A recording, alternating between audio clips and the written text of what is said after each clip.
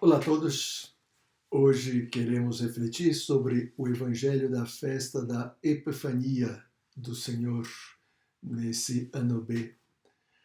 A Epifania significa manifestação de Deus a todos os povos, revelação a todos os povos e não só ao povo judeu. Então, o evangelho que nós vamos refletir, que se encontra em São Mateus capítulo 2, versículos de 1 a 12, conta a história de uns magos que vieram do Oriente para adorar ao rei dos judeus que acabava de nascer.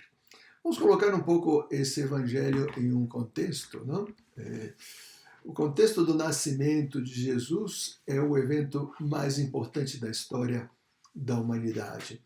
Ele foi preparado cuidadosamente por Deus ao longo dos séculos. Primeiro Deus criou um povo, depois esse povo não conseguia viver as promessas que Deus, não conseguia cumprir com as promessas que tinha feito a Deus. E Deus já sabia disso, mas o povo mesmo precisava ir compreendendo isso. Então Deus foi revelando que ia enviar alguém muito especial, que viria para salvar o povo de Israel. Eles ainda não entendiam exatamente o que era isso.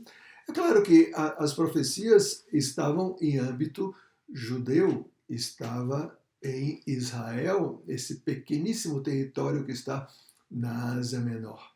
Mas também é certo que essas informações transcendiam, porque os judeus viajavam e porque era um povo culto e que também se comunicava. Então, se sabia algo dessas profecias também em outros lugares.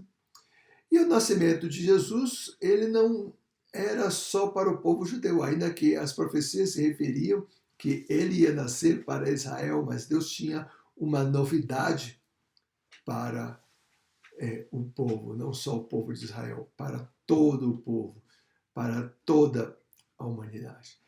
Esse é um pouco o contexto do evangelho que nós estamos refletindo. Então vamos deixar que cada um de vocês possa ler esse texto e depois nós vamos fazer umas reflexões baseando-nos em algumas perguntas propostas.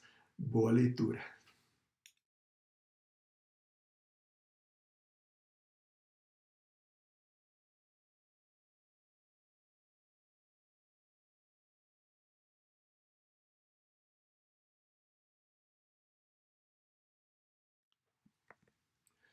Agora vamos comentar as perguntas. A primeira de todas, quem eram os magos e o que buscavam em Jerusalém? Porque o nosso texto diz o seguinte, né? Tendo nascido Jesus na cidade de Belém, na Judéia, no tempo de Herodes, eis que alguns magos do Oriente chegaram a Jerusalém perguntando: onde está o rei dos judeus que acaba de nascer? Nós vimos a sua estrela no Oriente e viemos adorá-lo. Quem eram esses magos? Eles eram sábios. Não interpretemos as palavras magos como mágicos, como pessoas que faziam magia ou que se dedicavam à magia, uma espécie de Harry Potter do Oriente. Não, não, não. Eram estudiosos das ciências que estavam um pouco desenvolvidas ainda na época. Não existia ainda o método científico como nós conhecemos hoje, né?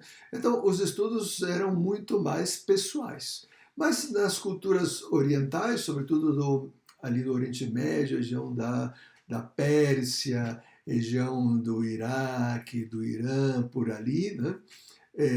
Existiam muitos estudiosos que se dedicavam a estudar as estrelas e qual era a relação que existia entre as estrelas e nós. Se existia alguma relação entre o comportamento humano e as estrelas, ou alguma revelação que nos pudesse chegar através das estrelas. Então, esses magos, por algum motivo, chegaram à conclusão de que em Israel ia nascer um grande rei. Talvez eles não sabiam exatamente o que era Israel, porque o que eles viam era uma confluência de estrelas que davam uma estrela que era um astro extraordinário. e que ia mostrar, esse astro simbolizava o nascimento de um grande Deus, de um grande rei, desculpa, de um grande rei. Um personagem que ia ser diferente de qualquer outro personagem que eles conheciam. Então, esses estudiosos também tinham dinheiro, não eram pessoas pobres. Então, eles resolveram fazer uma viagem para ir ao encontro desse rei. Então, esses são os magos. Eles são personagens dessas regiões que se sentem atraídos por essa estrela, esse astro extraordinário que surgiu no céu, que estava indicando uma direção, um caminho, e que eles acreditavam que era para indicar o nascimento de um grande rei. Então, assim, eles partiram das suas regiões seguindo essa estrela. Nós não sabemos exatamente a natureza dessa estrela, né? Não sabemos se era um astro natural com influência de outros astros, né? Existe a teoria de que duas estrelas no céu tinham se juntado com uma luminosidade extraordinária. Ou se foi, pois, um astro realmente sobrenatural que Deus quis mostrar a esses magos. Mas o fato está é que Deus os queria atrair para onde Deus os queria levar, né? Esse lugar era um lugar muito especial, porque era o lugar onde ia nascer o seu filho Jesus, né? Então, diz aqui o Evangelho, né? Os magos chegaram a Jerusalém, porque em Jerusalém a estrela tinha desaparecido. Então, eles pensaram, se é um grande rei que vai nascer, é bem provável que seja o filho do rei. Então, eles foram ao encontro de Herodes, né? E andavam perguntando, né? Pois onde tinha nascido essa criança? Nós vimos a sua estrela no Oriente e viemos adorá-lo. E aqui a segunda parte da nossa pergunta, né? O que buscavam eles em Jerusalém? Eles buscavam esse grande rei para adorá-lo. Mas olha a palavra que o evangelista usa: adorá-lo, adoração. A adoração é algo específico para Deus. Nós só adoramos a Deus. A outras pessoas importantes nós veneramos, nós lhe honramos, mas nós não adoramos. Então quer dizer que esses magos eles percebiam que esse personagem não era só uma pessoa humana qualquer. Ele era como um filho de Deus. Ainda não tinham uma ideia exata do que significava isso, mas percebiam que ele era de uma natureza superior. Então, essa criança não era uma criança normal. Vejam bem, esses magos eles não eram do ambiente de Israel, eles não eram judeus, eles não conheciam a revelação judaica, eles não sabiam das profecias antigas. Algum eco talvez estivesse chegado, mas através dos seus estudos Deus quis revelar para eles: eu vou trazer o meu filho ao mundo e quero que vocês o honrem. Exatamente. Deus tocou o coração dessas pessoas, porque Deus, ele já não queria mais ficar só, exclusivamente com o povo judeu. Ele queria chegar a todos os povos. Deus não veio salvar só o povo judeu, Deus veio salvar toda a humanidade. Então, essa foi a primeira manifestação, quando ele ainda era criança, a primeira manifestação de que ele veio para todos os povos. E então, aí estavam esses magos em Jerusalém, perguntando à direita e à esquerda onde que estava essa criança que tinha acabado de nascer, porque eles tinham vindo do Oriente para adorá-lo. Assim nós passamos para a segunda pergunta: o que significa a profecia citada pelos mestres da lei? Bom, vamos entender isso no contexto do evangelho que nós estamos lendo, né? Porque uma vez que os magos estavam criando esse rebuliço em Jerusalém. Isso, logicamente, chegou aos ouvidos de Herodes, o rei. Herodes era um rei muito mau. Ele tinha reinado pela força e pela violência. E então ele tinha aplacado toda e qualquer resistência ao seu reino através da violência. E, logicamente, se alguém pretendesse o trono, teria que ser eliminado imediatamente. Então, quando ele escutou isso, estão aqui uns magos que estão perguntando pelo rei que acaba de nascer. E Herodes pensou, eu não tive nenhum filho, então quem é essa criança? Eu preciso eliminá-la quanto antes. Pois é. Então, ele reuniu os sumos sacerdotes e os mestres da lei, que eram as pessoas que deveriam conhecer as Sagradas Escrituras, porque se era um rei que tinha que nascer, né, essas pessoas, eles saberiam, porque são os grandes estudiosos de Israel. E ele lhes perguntou onde o Messias deveria nascer. E aí, esses estudiosos respondem com essa profecia. Eles responderam, em Belém da Judeia, pois assim foi escrito pelo profeta, e tu, Belém, terra de Judá, de modo algum és a menor entre as principais cidades de Judá, porque de ti sairá um chefe, que vai ser o pastor de Israel, o meu povo. Ou seja, esses chefes da lei, esses doutores da lei, eles sabiam onde ia nascer o Messias. Né? Essa profecia, o que significava? Ela, junto com outras profecias, né, iam identificando quem era esse personagem muito especial que ao longo de todo o Antigo Testamento estava sendo anunciado que viria ao mundo. Ele que seria maior do que os patriarcas, maior do que o próprio Abraão, fundador do povo, maior do que o próprio Moisés, o libertador do povo do Egito. Eles não sabiam exatamente a natureza, mas esse seria um grande chefe, seria da descendência de Davi. Por que da descendência de Davi? Porque Davi, ele era o rei mais importante que Israel já teve. Foi o rei que unificou Israel, o libertou dos seus inimigos, lhe deu uma pátria, e que recebeu do profeta Natã, ou seja, de Deus mesmo, a promessa de que o seu reino não teria fim. Então, teria que ser um dos seus descendentes.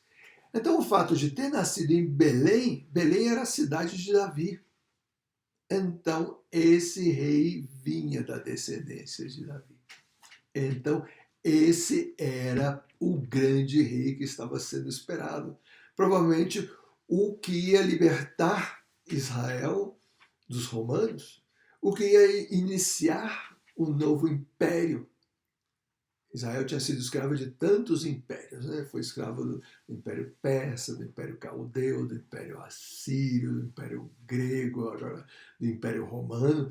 Então, quando ia ser a vez de que Israel fosse quem oprimia os outros povos? Parece que ia ser agora, com o nascimento desse grande personagem. Pelo menos isso era o que eles pensavam. A profecia não dizia isso, dizia que ia nascer um grande rei. Mas eles interpretavam nesse sentido. Né? Finalmente, a última pergunta, né, que diz o seguinte: por que os magos ofereceram presentes? Tinha algum significado? Bom, nós estamos acostumados com a cultura dos presentes, né? Nós vamos visitar alguém, nós levamos presentes, se é um aniversário, se é um batismo, se nasceu uma criança, se é Natal. Adoramos dar presentes, né? Adoramos receber presentes. O presente significa uma predileção, significa um amor, um carinho. Mas para esses magos, né? O que será que eles queriam oferecendo esses presentes?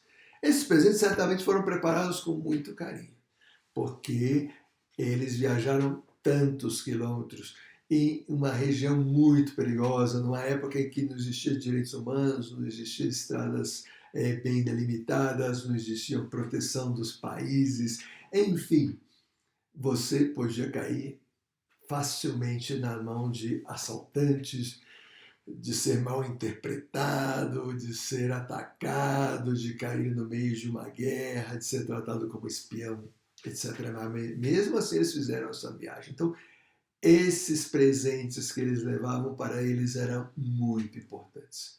Era o significado daquilo que eles foram fazer. Então, eles foram adorar. Nós dissemos ao início, né? Onde está o rei dos judeus que acaba de nascer? Nós viemos do Oriente para adorá-lo. O ato de adoração significa reconhecimento de uma divindade. Reconhecer que essa pessoa é de uma natureza superior. Então, esses presentes, eles queriam significar aquilo que eles vieram fazer. Essa adoração era o seu ato de adoração. Agora, nós imaginemos a cena, né? Maria e José, muito simples, que acabavam de ter o seu bebê, provavelmente já não estavam na cova, já tinham se transferido para uma casa, né? Talvez uma casa simples, e de repente chega no povoado, aí em Belém, que era um povoado pequeníssimo, né? Esses personagens, com toda a sua comitiva, com os seus camelos, com as pessoas que os acompanhavam, e então, pois, perguntando aqui ali quem era o que tinha acabado de nascer, e se encontram com Maria e José, com esse bebê recém-nascido. E aí lhe entregam esses presentes: ouro, incenso e mirra. Bom, ouro imediatamente já nos abre os olhos. Ouro, nossa, que coisa extraordinária! Trouxeram ouro, quer dizer que agora Jesus, Maria e José vão ficar ricos com todo o ouro que lhe trouxeram. Então, esses presentes, eles têm significados. Não é só o valor material dos presentes, é o significado de cada um deles. Ouro, incenso e mirra. Então, o ouro era o símbolo de um reconhecimento de um reinado. Era o reconhecimento de que Jesus era rei, de que essa criança que tinha acabado de nascer era um rei, não um rei qualquer, um grande rei. Então, pois estava esse ouro. Provavelmente não era grande quantidade, mas era o símbolo de um reconhecimento do seu reinado. E, de fato, Jesus é rei. E não é rei só de Israel. Ele é rei da humanidade. Ele é rei do universo. Ele é rei da criação. Da humanidade, toda a humanidade, do universo, de todas as criaturas do universo, inclusive as criaturas espirituais, os anjos. Ele é rei. E ele sempre foi, porque ele foi o Criador. Esse reconhecimento. Logo, o incenso. O incenso se dá a Deus. O incenso é um reconhecimento de uma divindade. Então, oferecendo incenso a essa criança, reconheciam a sua divindade. Ele é Deus. Talvez não tinham o conhecimento que nós temos agora de que é o Deus único, o Criador, e não existem outros deuses. Talvez era um reconhecimento de uma divindade que eles não sabiam exatamente o que era e como era, mas já era o início de uma revelação. Eles acertaram. Realmente Jesus é Deus, é o único Deus. É o único Deus. E finalmente a mirra, talvez o presente que mais gerou controvérsia aí entre os que o receberam. Porque a mirra era um unguento que se usa para ungir os corpos das pessoas quando elas morrem. Era para uma unção fúnebre. Então, pois a mirra, tendo sido apresentada a essa criança recém-nascida, já era uma profecia de qual era a sua missão. Jesus nasceu para morrer por nós, por nossos pecados. Ele ia se entregar. Esse Deus que tinha acabado de nascer, que era um grande rei, ele teria que morrer. Como todas as pessoas morrem, mas a sua morte teria um grande significado. Não ia ser uma morte natural, nem uma morte em batalha, nem uma morte qualquer. Era uma morte sacrificial, era uma morte ritual, era uma entrega por algo. Esse algo eles ainda não sabiam o que era. Talvez os magos não tivessem toda a consciência da profecia que eles estavam pronunciando ao entregar os presentes. Mas eles estavam revelando à humanidade que Jesus era um grande rei, que Jesus era e é Deus e que Jesus ia dar a sua vida por nós. E que isso não era só para o povo judeu, era para toda a humanidade. E isso era reconhecido pelos pagãos, representados pelos magos que vieram do Oriente. Desfrutem muito essa festa, que ela gere em seus corações uma grande esperança de que Deus morreu por nós. Essa criança que acaba de nascer é para a nossa salvação. O Senhor esteja convosco, Ele está no meio de nós. Abençoe-vos o Deus Todo-Poderoso, Pai, Filho e Espírito Santo. Amém. Fenomenal!